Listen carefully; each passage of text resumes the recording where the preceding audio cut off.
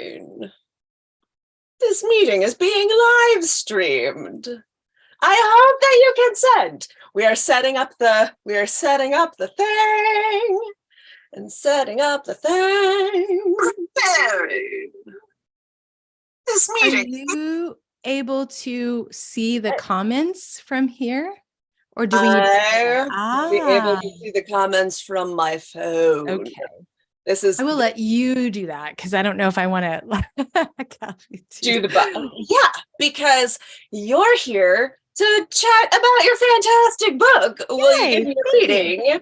And I don't like whatever else ends up coming up. I know we talked about, some of the ways you and I use general readings differently and all of that sort of lovely stuff. But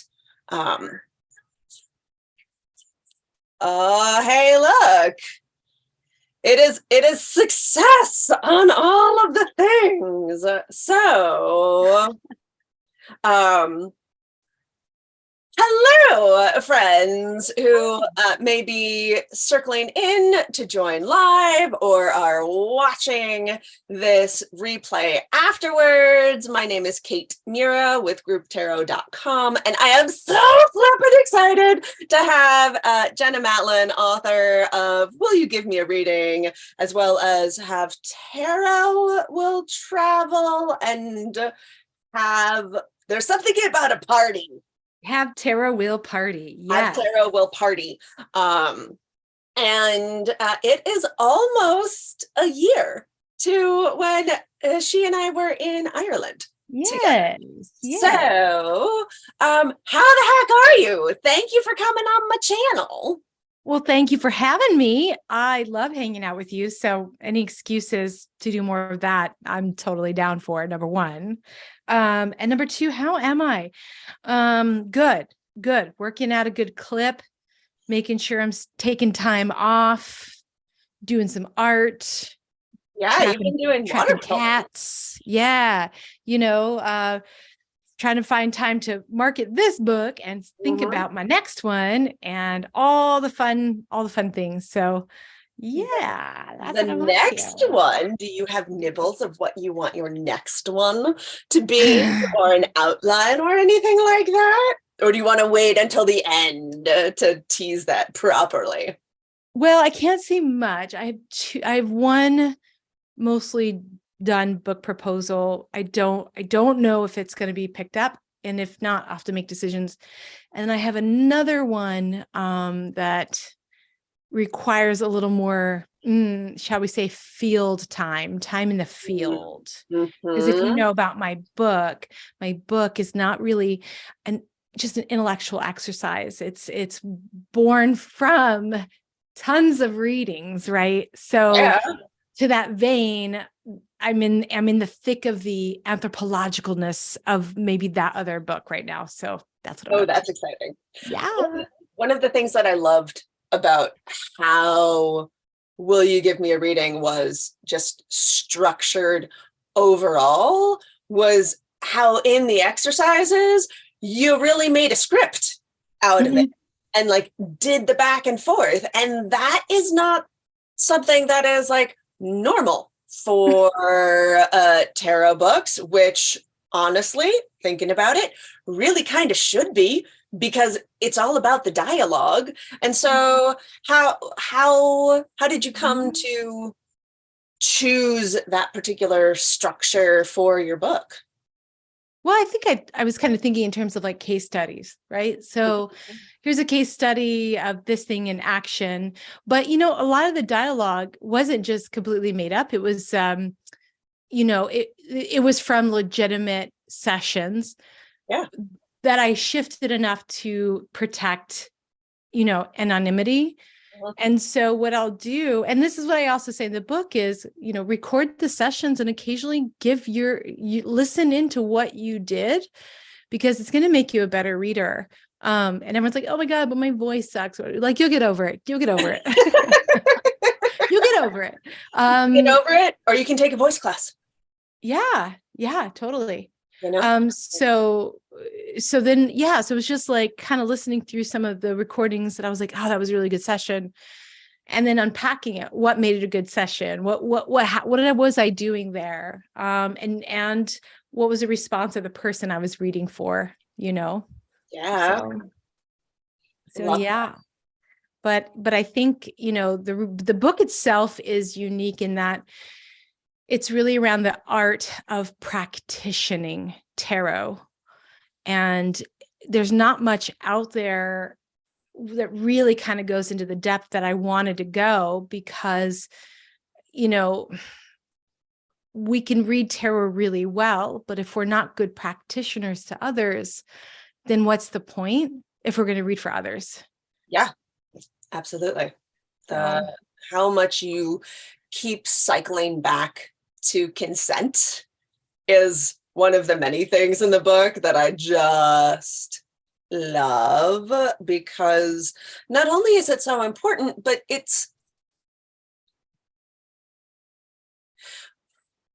I'm trying to form the words into the sentence, which, as you know, not always my strong suit. Oh, me neither. I'm like, what's that word? Oh, crap.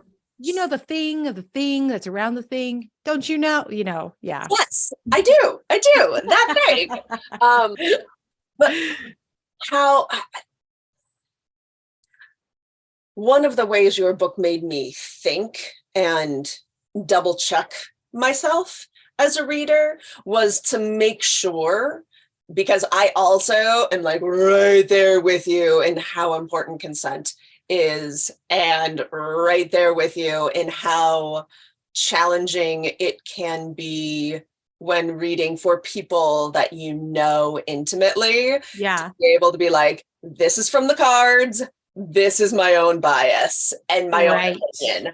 Right. This is in the cards, this is my own opinion. And I don't know how much I had intentionally thought about my own, about needing about it being desirable to have consent to share my own opinions as well as the work of the cards. And you have really strong feelings about that. And I would love to hear more about why you have such strong feelings around around that clear boundary and sharing your opinions versus the cards. Yeah. Does that make sense? Yeah, no, totally. I think it all starts from, years ago when I was doing like psychic fairs or getting a reading myself, or seeing what people were writing in like Facebook groups who were readers. And it was clear to me that they were just getting triggered, or it was just their opinion. And if we're not careful, that triggering and that opinion that we're making has a way of really making it about us than it is about the client. So for example, in a class that I taught last fall, even people that I think are strong readers, like good intermediate readers, make this mistake where it's like, here's the question, is Chad going to come back, right? Or like, Chad, blah, blah, blah. And they're like, oh, I'm like, wait, stop. You don't know you don't know what the reading will say. You don't know. And the moment you do that, you've just skewed everything. So now the client feels judged by you. Oh. And if they feel shut down, are they really going to be able to hear what the cards have to say? So I think it's about getting clarity on, who do you think you are? Like, what is your role? Yeah. What is your role? Are people paying you for your opinion? That's free. Everyone can get an opinion. Are they paying you to be a messenger and to faithfully deliver the message as it's showing up both in the cards and intuitively and psychically? And we cannot really get a sense of which voice it is unless we've learned the art of introspection, right? Of like really listening inside at the same time that we're showing up. Yes. So yeah, it's something I think has never been really talked about enough. And I remember hearing people go like, well, if it's coming out of my mouth, then it's just from spirit. That's just the way it is. And I'm just like, oh my God, that is dangerous. Yeah. Because that, like, if you haven't been actively working on your biases, especially given the society that you and I have been raised in, Mm-hmm. anyway, like, that's dangerous to the Black community. That's dangerous to the brown community. That's dangerous to the trans community. That's dangerous to all of the different queer communities. Like, it is straight up dangerous, especially if those messages are coming from pale skinned people like you and I. Like, Mm-hmm. Mm-hmm. um, the the I completely agree with you. The piece that I am trying to hone in on more Mm-hmm. is, so we have Chad, and we have the cards out for Chad. We are reading to somebody that we have read to before, and rather than the reaction that you said that you demonstrated so well in the beginning of like, oh, why are you asking about him again? When Yeah. absolutely, you are so right. Like, we don't know what those cards are going to be until we flip them over. Mm-hmm. And having the cards out, how do you navigate the differences between sharing just what the cards have to say, and then when those cards are saying something that trigger a personal anecdote or a story? And especially for me anyway, this becomes a gray area when I'm reading for somebody that I know, and I know how I handle it, and I want to hear how you handle it, Mm-hmm. of going back and forth between here's what the cards have to say Mm-hmm. for what you're doing, and here's what is also coming up for me, but it's my own. Or Mm-hmm. do you allow that? So let me make sure I understand.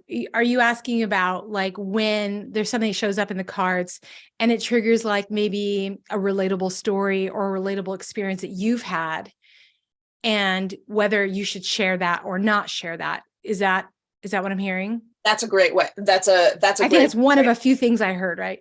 Yeah. So I'm really careful with it, very careful. So I will tell stories as a maybe as a device to build relatability or rapport, Mm-hmm. that I understand where they're coming from a personal level. But I try to keep it to less than 4 sentences as an Mm-hmm. idea, and not more than one of those times in a session. Ooh, okay. So, and I ask for consent as well, which is like, this reminds me of a personal thing. Do you mind if I share really quickly? Mm-hmm.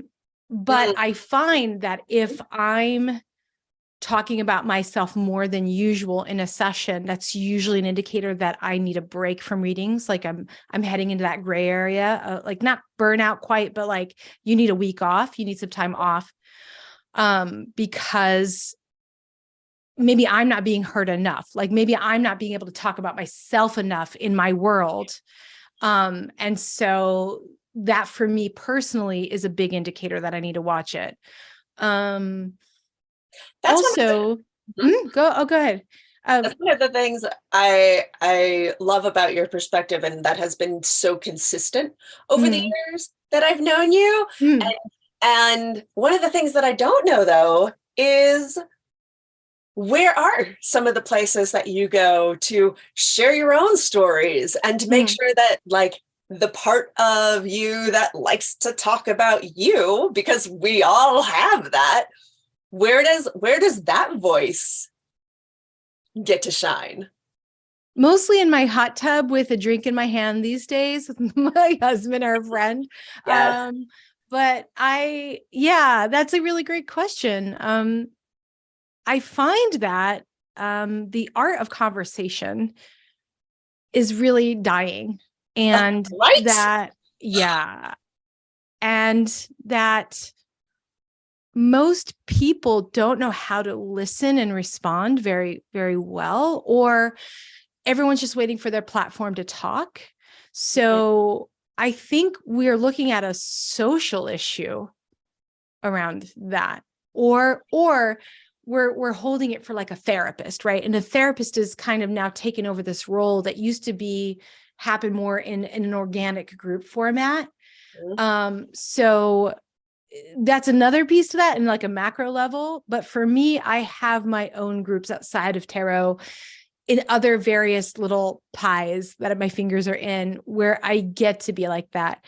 And also my closest friends have never asked me ever for a reading. And in fact, we don't talk about tarot that often.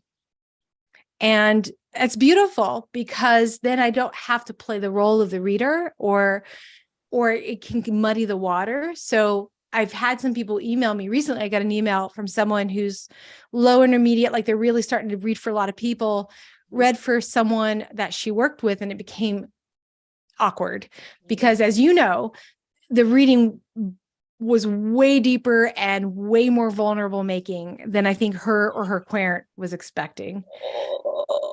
So this is why I tell people, as you're learning tarot, do not read for yourself at first, and do not read for your closest friends and family, because that subjectivity actually gets in the way and it makes it harder for you to pull the voices out as they're arising in a reading. You got to read for everybody else, at least at first. And then once you get a sense of what the voices, how they show up, then you can, it's just mindfulness, learning mindfulness of like, what is speaking right now? And do I platform that or not? Yeah. I remember when I was first learning, my teacher, Matthew Ellenwood, I had been reading for, I took a slightly different approach of reading for myself and friends and family at the very beginning, but I wasn't trying to do anything. Like it was part of my spiritual practice. Like this world was not on the docket at all. But when one of my circle mates got me a job reading tarot for a convention, I was like, yo, yeah, I use a book. Happily, like what? And did some intense teaching, tutelage, learning from Matthew Ellenwood, and that's exactly what he had me do. He was like, your next lesson is to go to your favorite coffee shop, order something, and ask if you can give free readings to the people there. And I'm like, and then he looked at me and he's like, do you want a dress rehearsal? Or do you want the first time that you are reading professionally for money to also be the first time you're reading for strangers? Yeah. Like, and most people, they resist this advice, but then when they do it, they say, oh, it's so much easier because I'm not like my own, it's like just clearer because I'm removed. And it's like, exactly. And so that's like why I turn a lot of that on its head, because so good. We just have to get over it. Like everyone's like, how do you become more confident? Well, confidence is the gift of leaning into those challenge areas, those growth areas. If you wait until you feel confident, it isn't ever going to happen. It really isn't. And also like, don't like, the other thing I say is like, you don't need to treat your readings like they're precious little missives from the universe. Universe is always talking to us. Like, throw them away. Stop treating your readings as they're precious. Throw them away, because it's aggregate. It's numbers that get you fluent. And if everything is a precious little thing that's like a 5-hour ritual around, like, okay, that is its own thing. That is its own spiritual work. So I'm not like discounting it, but in terms of gaining fluency for reading for others, it doesn't really work that well to getting you where you want to go. Yeah, I agree. As a reminder, I have typed it into the chat, but if you have questions for Jenna, let us know. You will notice me glancing down because I am keeping tabs on the chat and such through my second device, so that we don't get icky feedback issues by having YouTube up on my computer. So you've been chatting on a handful of different, lives and YouTubes and things like that about your book. What is something that you would like to share that you haven't had a chance to share yet? Oh, at all? Oh, I don't not necessarily at all, but these conversations tend to lead in slightly similar ways. Oh yeah, but they're so different. Each one, it's so interesting to me that I never get bored because where we go, it's always different each time. But I will say that, to answer one of your questions around, there was a chapter that did get cut from the book, which is now a director's cut chapter. So if people sign up for my newsletter, willyougivemeareading.com, and if you leave me a review, I will send you the director's cut chapter because it was just too spicy, apparently, a little too spicy. But it's really about around boundaries and what you're obligated to do and what you're not obligated to do. Tarot is in a really interesting place right now. It feels like it's starting to hit a plateau finally after just this rocket growth over the last 6 to 7 years. And so the culture is shifting around their understanding of tarot. And we're always interacting with other people's knee-jerk reactions to what tarot is, or what a reading is, what is fate. Oh. And so without a really strong sense of what we're about and what we're willing to do or not do, we can feel very buffeted, by the winds of others. And so this chapter really addresses that. I love that. And it's funny. I know I have read it because I am on all of your lists and all of your things, and you can read my reviews about will you give me a reading up on did I send it to you? I hope if I didn't, I will. Well, because everything that you were saying makes perfect sense. Okay. But consequently, because you and I have had so many conversations around consent culture just overall, I'm finding that I can't remember which ones came from the book and which ones came from that lost chapter, which, especially for those of y'all who are watching, still sign up for Jenna's mailing list anyway. And that also speaks really well to how much all of that philosophy permeates your book. So one of the things that you and I had talked about a little bit in preparation for this interview is how you and I use general readings differently. Mm-hmm. So I'm wondering if you want to, because we have about, 20-30 minutes left of the time we had said that we might chat. So that was one of the pieces that we had talked about. And of course, we want to take time for any questions that you have, dear listener. Yes. And we had talked about your WOOP. Uh-huh. Mm-hmm. So what are you feeling? Where you wanna chat next, Jenna? Oh, well, I think the whoop spread would be kind of a good segue as we're talking about consent and voice. And so the whoop spread, just to let everybody know, it is It is the activity at the end of a chapter called Beyond Predictions. Mhm. And this chapter was really just to quickly outline how else may we use tarot in incredibly helpful ways beyond just what's my future all the time, right?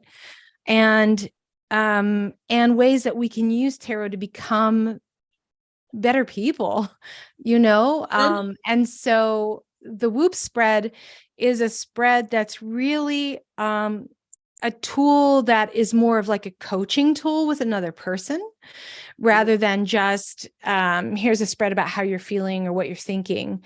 And so it encourages the querent to have an active participation within the spread, within the session. And it looks at readings from a diagnostic lens rather than a predictive lens. So we can use tarot as these little mini check-ins, especially when we are in times of great change and upheaval. And I find that a lot of lay people don't understand that. So for example, let's just say I'll have a client that come in, bad breakup, right? Like, just like, am I going to know love again? Oh my God, do I need to get more cats? Like, what do I do? And we do the reading. And then I don't hear from them again until now they're dating someone new, and that's starting to go off the rails. And I think people are afraid of getting preemptive readings because they're afraid it's going to be bad and they don't want to look at that. But to me, it's like you're now coming for a reading after, the horse has gotten away, really. And so then you're using readings as a passive tool or a wishful thinking tool or a please let there be a miracle tool. Yeah. And not a, am I tracking in the way that I need in order to really like shift myself, evolve?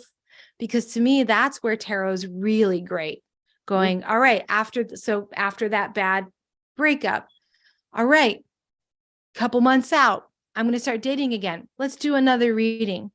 Make sure I'm like, everything's, checking out. Oh, I just met this person. What do I need to know about that? So I feel like that's where I see like tarot being very proactive in terms of shifting and shaping our lives with wisdom, rather than this like kind of active anxiety reduction or even desperation. Yep. Agreed. And so, so the Whoop is like one of many, many ways that you can do that. And what does WHOOP stand for? Wish, outcome, obstacle, and plan. And this is not from me. It's actually from a researcher, Gabrielle Oettingen, author of Rethinking Positive Thinking. And so when I read that, I was like, wow, I think we could totally turn this into a really cool tarot session, where it's like, we want the focus not to be on the final outcome. We want the focus on the plan part and the obstacle part. Yeah. And the wish part is also the manifestation is a part, and the outcome is a part.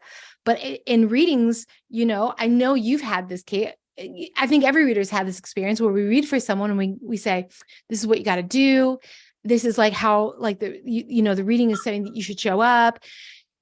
And it looks like after that, then like Mr., Ms., MX, whatever, whoever right is going to show up. And you say this, and it's like this gorgeous reading. Do you have any questions? And they'll go, so when are they going to show up? And you're like, when you do the work. Or like, oh, you said maybe April. So, but they didn't show up in April. And it's like, but did you do all the things that were part of that prediction? Oh no.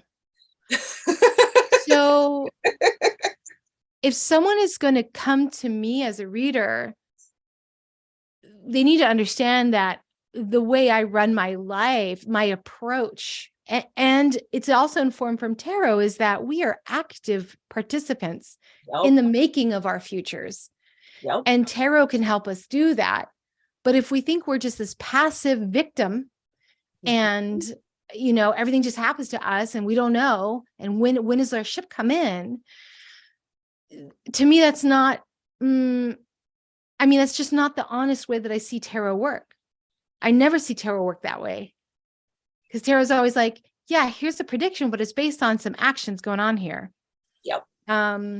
So Whoop, and that is really like kind of focusing a more active and interactive way to use tarot for the future we want, right? Yeah, absolutely. Because that's ultimately the work that we're doing. We are trying to create a better future for ourselves. I have something similar has come up in some of my business clients of adding SWOT analysis. And so after we do the reading, then we pull cards specifically for strengths, weaknesses, opportunities, and threats and challenges. Beautiful. And like and it's in a very similar vein to your Whoop. Yeah, totally. Yeah. So I am scanning through our talking points to make sure that I touch on all of the things that you want to touch on. And our chat is quiet for the moment. So what's next, Jenna? You're working on a book that you don't want to, tease too much on because there's, lots of other stuff there. But right now there's a lot of just marketing the book, really. I mean, I have the free book club that happens at the end of every month. So people can sign up for that also on the same website, willyougivmeareading.com, or my name, jennamatlin.com. In what, chapter 3 right now? Yeah, we're going to be working on chapter 3. So yes, you're psychic. Yes, you are psychic. Yes, you're psychic. We are. And so that's going on. What's happening? Oh, tonight, for those that are live, I'll be back on YouTube at 7 p.m. doing free readings with some wonderful people. What else? I'm doing a masterclass with New Jersey Tarot on Zoom. Is that the one that you were going to be doing? I saw one of the classes that you're going to be teaching at one of your upcoming events is going to be on the on one of the things we did in Ireland where you're the morphic reading. Yeah. Where are you doing that? Because watchers, oh my God, the morphic readings thing is fantastic. It is so good. I talked about this a little bit at Convocation last week. 2 weeks ago now, I guess it is, because I was in a tea reading class and the facilitator of that class, Lady Kate, did a live action reading. Oh, cool. As well. Oh, cool. I'm like up there taking a shape as being a piece of tea. And I'm thinking, oh my gosh, I like between that and your morphic readings and group tarot sessions, I'm like, I want all of the big things. So where can people come to learn more about your morphic reading? Yeah. So the morphic reading, the live one is going to be at the North Star Tarot conference in Minneapolis in May. That will be on May 20th and 21st is that weekend. And I love Nooch. I love Nancy Antonucci because she has a dance, background in theatrical. So I was like, she's going to love the morphic readings. And if people love her, one of the organizers there, I don't know anything about this conference. So it's great. So she's the author of Psychic Tarot and Tarot Rituals that recently came out. And it's just it's a sweet little regional tarot conference that I've been one other time, and I can't wait to come back. And so I don't know, just that Midwest vibe. Everyone's so friendly, and it's just a good time. And I was like, this is going to be the place where I get to do this. With people kind of semi-primed for it, because as you know, it's such a different approach to tarot that until it's hard to explain, right? Like until you do it, it's kind of hard to get people to understand what it is. Yeah. But I You love would it. do better. It would not better. It would be easier for you to explain to an acting class than Yeah. a tarot Yeah. class. Yeah. And I love it because it takes the power dynamics out of the reading, because it's no longer just the reader explaining everything and they're the key to the knowledge, right? It places that power collectively in everybody's hands. And I think that's really beautiful. And it helps people learn to trust themselves a little bit more too. So yeah, I'm excited to do it again for sure. I want to try to figure out a way to do it on Zoom, but if someone wants to like be my patron and pay for my life for a year, then I can I will come up with the best ideas. You have no idea. Right? So, Do you have a Patreon also? oh, no, like patron, not patron, but no, I do not have a Patreon. I just am like, I don't, I don't like having like open-ended things that I owe people. Like it's not good for this Gemini. I like to have like I owe you stuff, but there's like this date around it, or I'm just going to give it to you for free. And then if you don't like it, it's free. So you don't complain. But yeah, I'm just like, when you have your own business, it's like death of 1,000 cuts. Like any one thing isn't a lot, but it's a lot of those little things, and they can quickly get to a very overwhelming place. So I try to be really careful with that. Smart. Very, very smart. So morphic readings. What are some of the other classes that you're going to be teaching? Because you had mentioned multiple things. Of course, I've got a lot going on. There's the free book club if people want to join in and dive into them being more psychic, because of course they are. I'm right now just doing a lot of one-offs, like with online workshops and stuff. I need to pull together a couple of classes. I just haven't had the time, like honestly. This takes time. Yeah. So someone is a good VA. I need a good VA. Like I'm working on that because I need to be able to have a little more, well, you know how it is with creativity. Like, and that's the problem with that, like social media stuff, is like the endless grind for new content. And at the numbers that you have to deliver, it actually means that people are often regurgitating low effort content. And I don't want to regurgitate low effort content just for the sake of content, so I can feed people's social media addictions and give Zuckerberg, more money. I don't know. So for me, if it means like I'm building the white space I need in order for that deeper content and that deeper creativity to arise that's truly unique, then that's going to mean I'm not around as much. And I'm okay with that. I'd rather be like a hermit where it's like, you don't hear from me a lot. But when you do, it's something cool. Not just like content, but that's not where our society is going. So I feel very at odds with that. Yeah. I feel that so much. One of the workshops at StarCon that resonated very much for me this last convention was on evergreen content. And I'm like, but it's never evergreen, because I have a few of those that I did like 2 years ago, and they're already outdated. So there's no such thing as evergreen. There is green for a little while, and then things shift, change, technology needs to be updated, and then you've got to do it again or do it in a new way. So yeah, there's no easy button. There just isn't. No.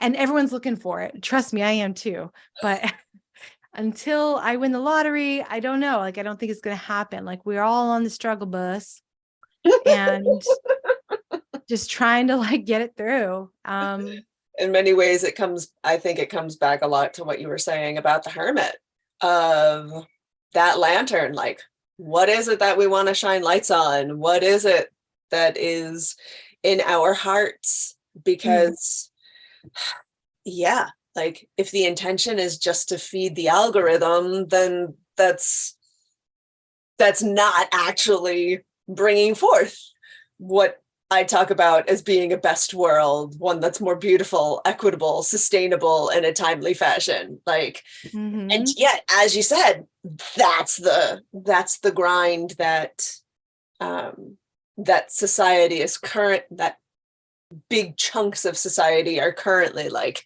stringing us towards. And is tarot one of the tools that you use to oppose that pull? I think for some people, yes. And for some people, no. Because again, I think you can make a lot of low effort content, especially with AI now. Content that's not even yours. Talk about extremely low effort. But I think we're all feeling the exhaustion of the cacophony of all these voices and all this low effort content. And I think we're becoming very exhausted by it. I think our technology has really exceeded our physiological capacity to carry that kind of content. And I know everyone, and I've certainly seen differences in my attention span and being able to read. And, you know, the idea that no one reads books anymore, everyone's on TikTok. And it's like, well, I cannot make this 3-minute sound. I mean, some things I can, but not everything. And do you really want that? Like, it's a very simplistic way of interacting with the world. So, I think we're in a really interesting place. I don't know where we're headed. I mean, we can pull some cards. Where are we headed with social media? Do you want me to pull 3 cards just for fun? Pull some cards. Social media. Where are we going? What's happening? What's going on here? What do we need to know about this? You want to pull some too? Sure. You want me to pull one and you pull one, or what? How do you want to do it? You want to? You start. I'm gonna shuffle. I'm gonna shuffle. Okay, so I'll pull 3, and I just got, and this is the Lillifer Tarot deck, 7 of Cups, Judgment reversed, interesting, and Ace of Swords. I will also pull 3 cards from Kate Mura's The Wise Fool Tarot. Ooh, yeah. And I pulled the 4 of Hearts or Cups, the Hierophant, which is one of my personal. Oh, what a great image for the Hierophant. This is one I of love it. Personal favorites of the Hierophant out there. Yeah.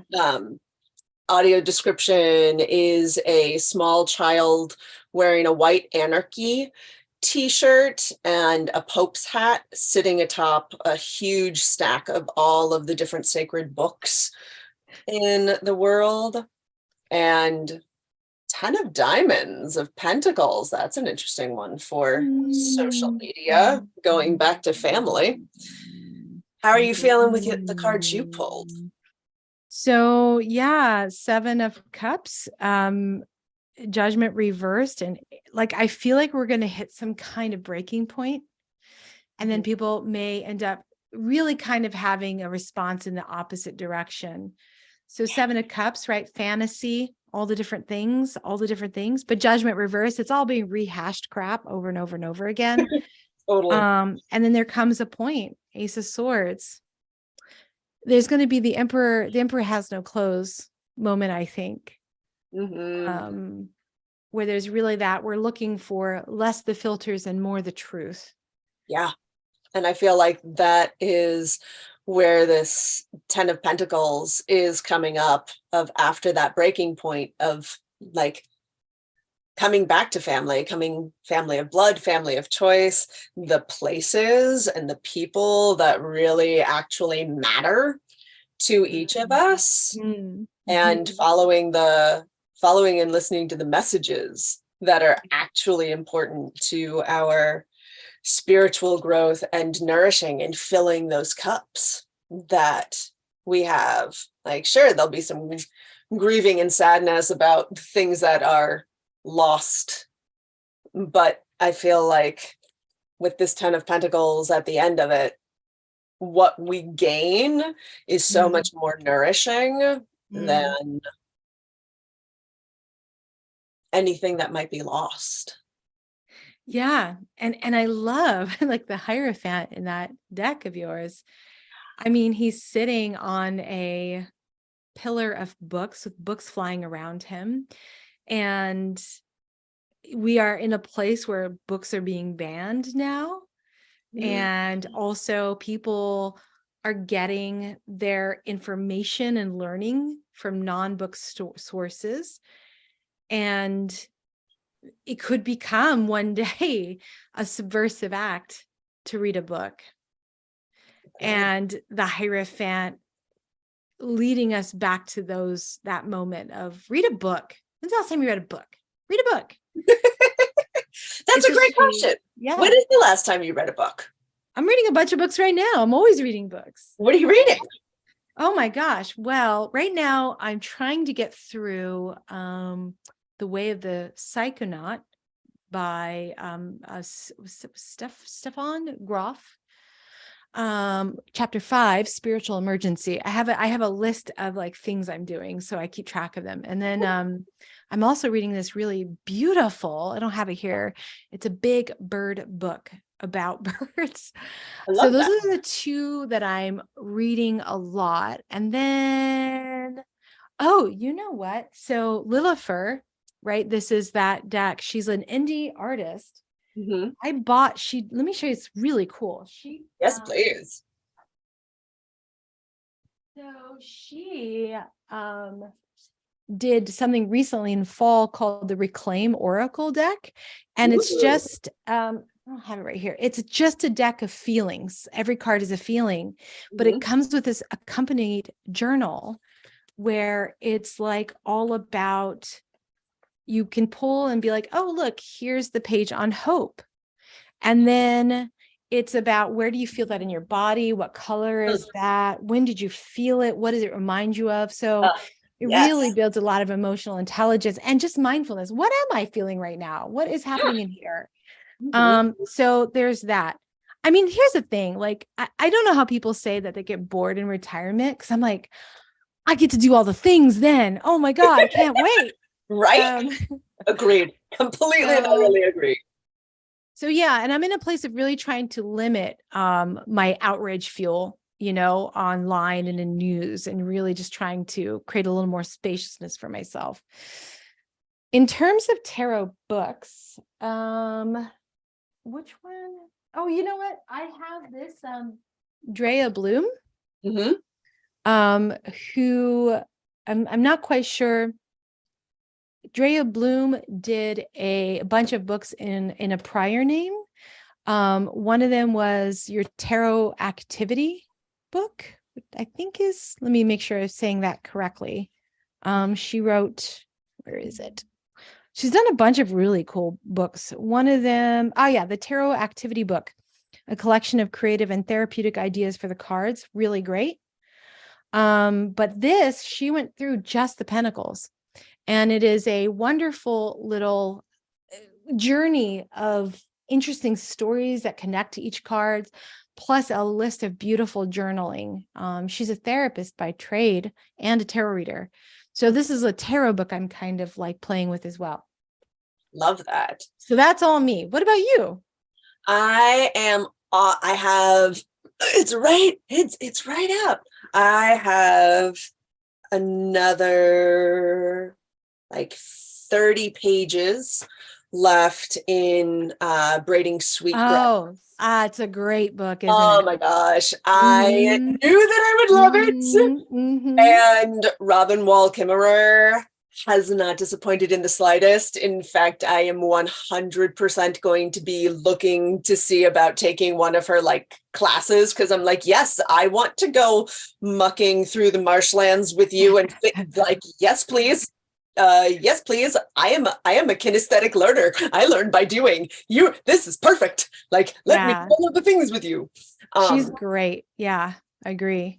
And then I am also about halfway through. Yep, I'm about halfway through the Mahabharata, a modern retelling. I had really hoped that I would have it all read before my chat last month with Geeta Rash about her Mahabharata Oracle. I did Wow. not succeed, but I am still finishing the book because it is an excellent book, and it is one that I had been meaning to read for a long time. And it's interesting because I don't know if you also do this, but a lot of times books that I read will somehow like directly or indirectly tie into tarot. And Mhm. so I had bought Gita's Mahabharata Oracle and Yeah. through her book and such, which is excellent. And I was like, huh, I've always wanted to read the Mahabharata. Now is obviously the right time. And like diving even deeper. Awesome. That's So, awesome. well, in our last couple of minutes, do Yeah. you want to share all of your links one last time for our listeners? And I'll make sure that when this goes up on YouTube, that it'll all be added in. Uh, Oh, thanks. yeah, of course. Like, do you have a Yeah. bookshop for people to buy your book, Yeah. I or? mean, the best way is like on the socials, like it's, TikTok, Jenna Matlin, Instagram, Jenna Matlin, and you can find me on YouTube. But the best place is really to go to my website or my bio, which my link tree connects with, and sign up for my newsletter, because that's where you're really going to get like twice a month at this point, like what I'm doing, where I'm going, like where, you want to come, lots of invitations. And yeah, the newsletter is a big deal because it's mine. Like I don't have to worry about what Meta is doing or anybody else. So that's the best place. There's a lot going on in the next 2 months just so much in terms of interviews and chit chats and workshops. Mhm. And that's where I'm going to be continuously adding things. So that's basically, like there's just so much. It'd be like, like, I'm just like, you Join the know. mailing list. And as somebody who has been on your mailing list for a couple of years now, I wholly agree. Join the mailing list. It is Oh, highly valuable. And I thank love I love the little missives and all of the bits of information that you share, both for the community at large as well as the places that you're going. Talking about your fantastic yeah. and Yeah. I love definitely it. like make sure to always add like a tidbit for people to think about in terms of reading tarot or a technique or an idea. Like it's not just like, oh, this is about me. Like I want to be able to be like, this is a resource if people feel called to use it as such, for sure. Yeah. Absolutely. You give spreads, you give ideas, philosophies, further reading, like all sorts of good, juicy things. Yeah. Awesome. Well, thank you so much for Yeah. joining. This And has been so much fun. all of you who are listening in, thank you for watching. Do make sure that you subscribe to Jenna Matlin's YouTube as well as grouptarot.com. We would love to have you stick around for further conversations like this. And until next month.